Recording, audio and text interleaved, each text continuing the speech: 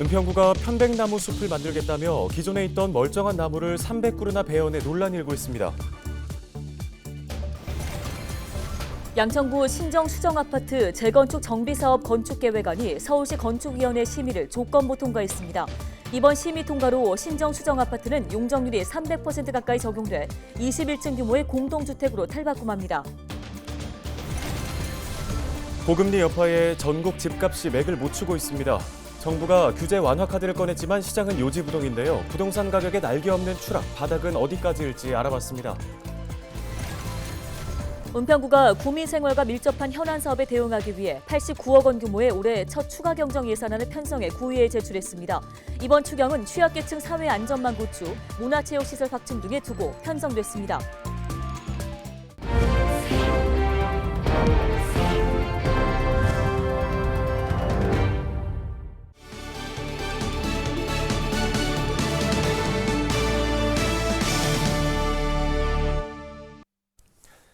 시청자 여러분 안녕하십니까? 헬로티비 뉴스입니다.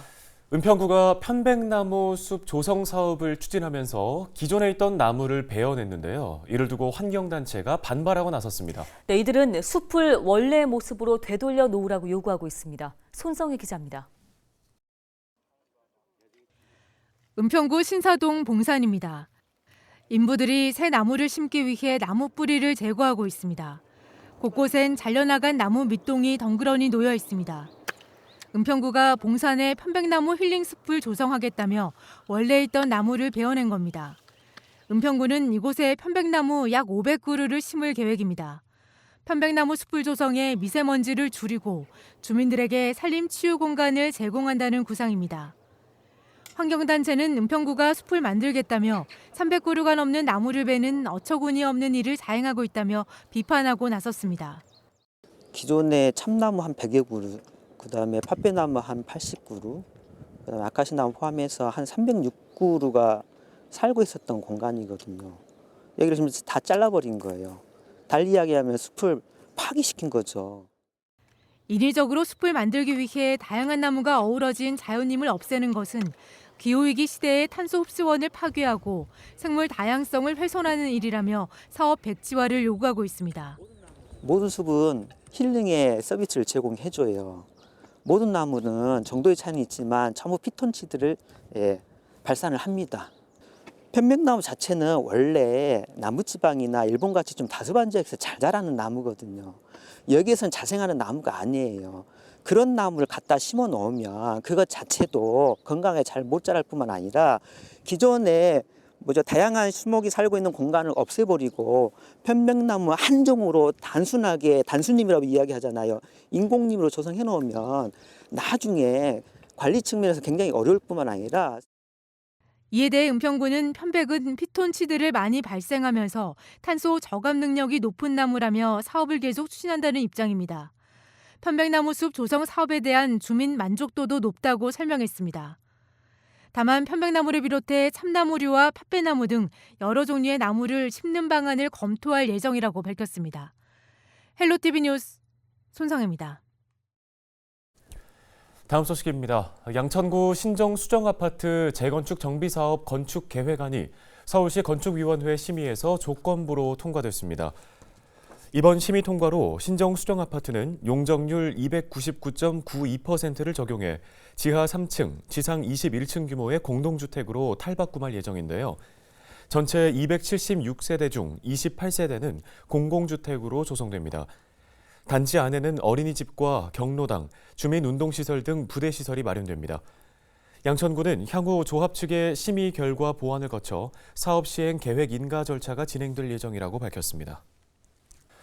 고금리 여파에 전국 집값이 맥을 못 추고 있습니다. 강남 불패도 옛말이 됐다는 말이 나올 정도인데요. 네, 부동산 값이 급격히 오르는 것도 문제지만 급격히 떨어지는 것도 문제입니다. 급기야 정부가 규제 완화 카드를 꺼내들었는데 시장은 요지부동입니다. 이지훈 기자입니다. 고금리 폭탄을 맞은 부동산 시장. 작년 1월부터 11월 한국부동산원 아파트 실거래가 기준 인천과 서울이 20%, 세종이 23%, 전국적으로는 15% 정도 가격이 빠졌습니다. 전문가조차 이 상황을 예측하기 어려웠다고 말합니다. 이번에 하락세는 어느 누구도 예상하기가 어려웠다. 고금리 태풍이 이렇게 갑작스럽게 닥칠 줄은 미국 FOMC 위원들도 몰랐습니다. 그러니까 실제로 재작년 12월 미국 연방공개시장위원회가 예측한 지난해 금리는 0.9%. 하지만 실제 금리는 4.5%까지 뛰었고 올해 들어선 4.75%까지 상승했습니다. 고금리가 언제까지 지속될지 알 수 없는 상황. 정부는 지난 1월 부동산을 사고 파는 데 적용된 규제를 대부분 해제했습니다. 하지만 시장은 요지부동. 부동산 바닥은 언제일까? 전 세계적으로 경제 상황이 사실 좋지는 않습니다. 예. 지금 3구죠. 그쵸? 환율 높고요. 네. 금리 높고요. 그리고 물가 상승률 높은데 이거를 받쳐줄 수가 없는 상황이기 때문에 네. 아직은 지금 바닥이다라고 말씀드리기도 좀 어렵고요. 따라서 급하게 집을 구매할 필요가 없다고 조언합니다. 그럼에도 내 집 마련이 시급한 경우 헐값 매물을 눈여겨보라고 말합니다. 주로 고점이 2021년 10월입니다. 예. 실거래가 기준으로 보면. 그때 대비해서 제 생각에 서울은 한 마이너스 30% 그리고 수도권은 마이너스 40%, 지방은 약간 편차가 있습니다. 예.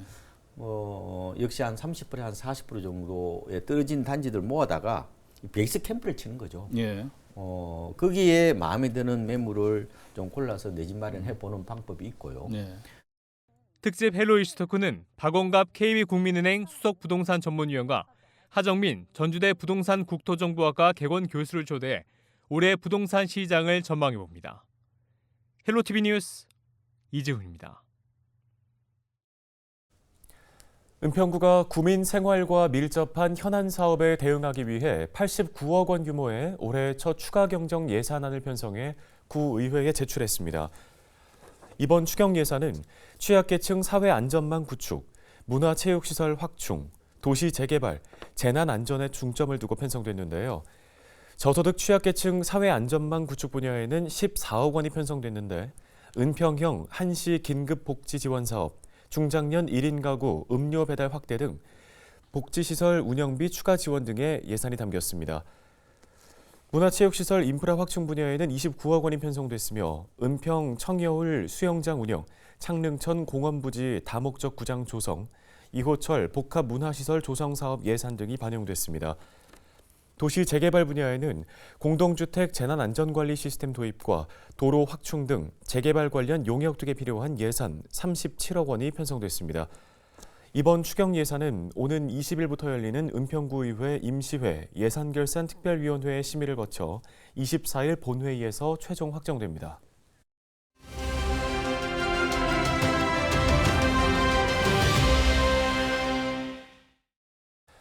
정부가 15일 중앙재난안전대책본부 회의를 열고 대중교통 내 마스크 의무를 해제할지를 논의합니다.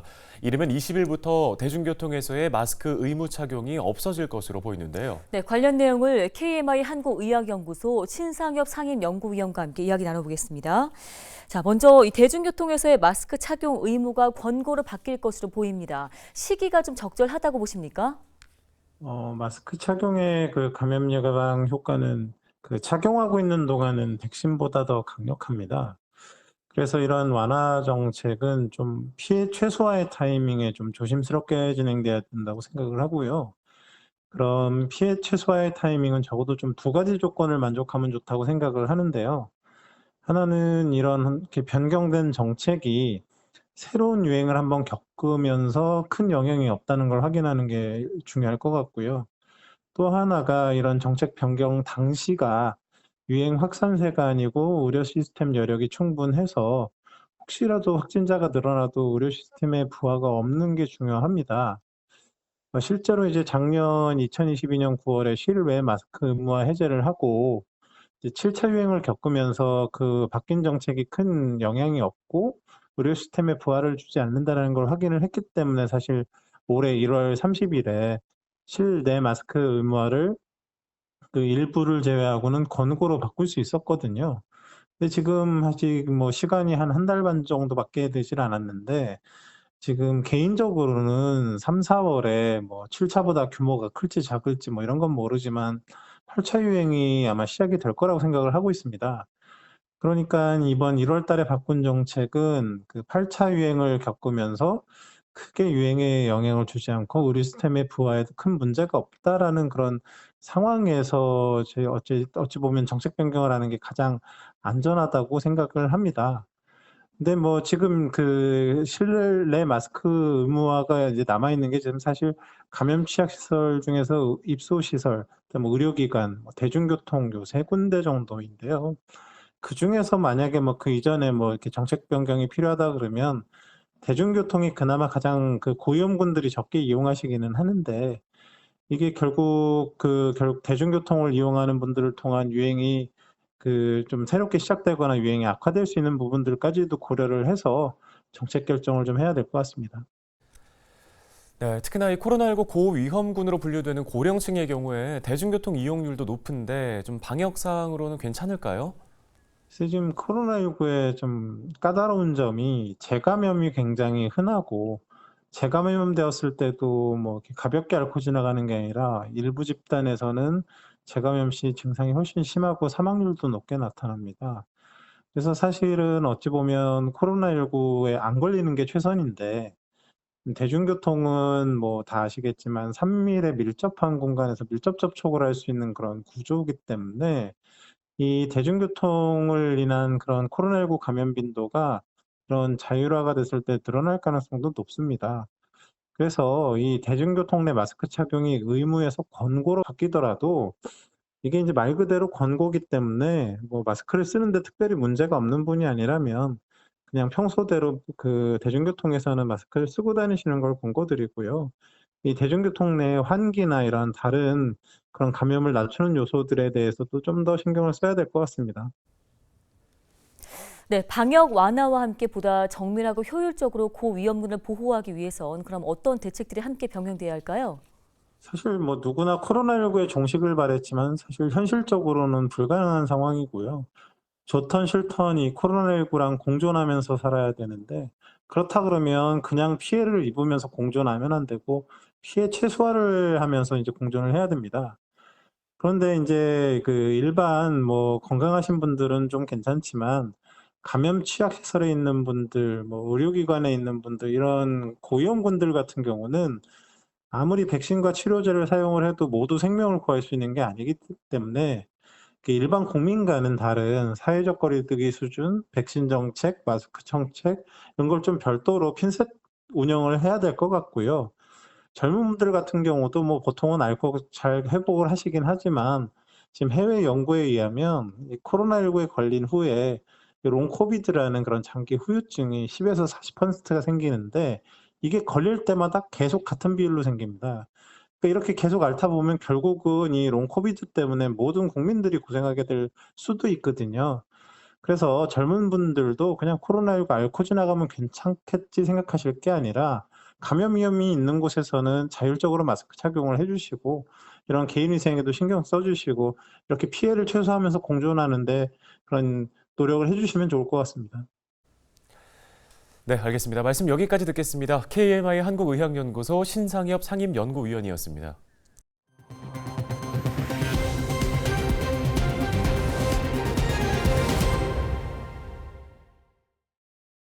다음 소식입니다. 한강 르네상스 2.0 프로젝트로 일환으로 추진 중인 한강 곤돌라 사업이 속도를 내고 있습니다. 영국을 방문 중인 오세훈 서울시장은 템스강 IFS 케이블카를 방문한 자리에서 한강변 주요 여가문화 거점을 연결하는 곤돌라를 만들겠다고 밝혔는데요. 오 시장은 민간 사업으로 추진되는 만큼 관광과 교통 수요를 파악해 경제성이 확보될 수 있는 대상지를 결정하겠다고 덧붙였습니다. 서울시는 현재 뚝섬과 잠실, 서울숲과 상암 등 여러 후보지를 검토하고 있으며 최종 대상지를 선정하면 한강의 새로운 랜드마크로 본격 추진할 계획입니다. 오늘 저희 헬로티비 뉴스가 준비한 소식은 여기까지입니다. 네, 여러분 고맙습니다.